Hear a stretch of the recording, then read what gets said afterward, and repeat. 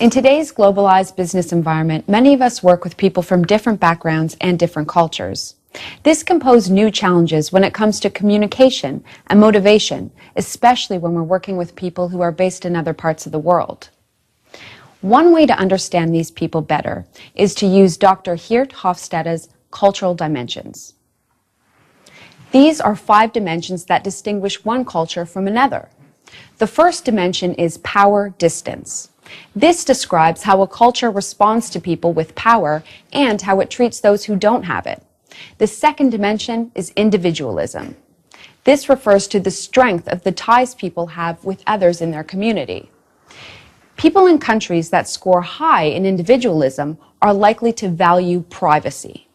People in countries with a low individualism score will likely take more interest in other people's well-being.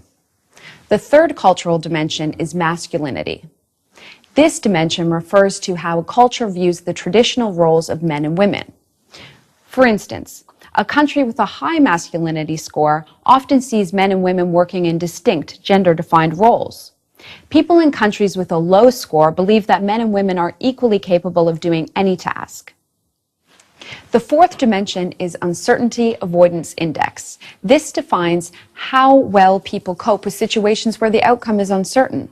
Cultures with a high score in this dimension need structure and rules to feel comfortable.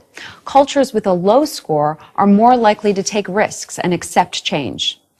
The last cultural dimension is long-term orientation. This looks at how a culture values long-standing traditions. Cultures that have a high long-term orientation show respect for tradition. Older people get more admiration, and education and training credentials are important.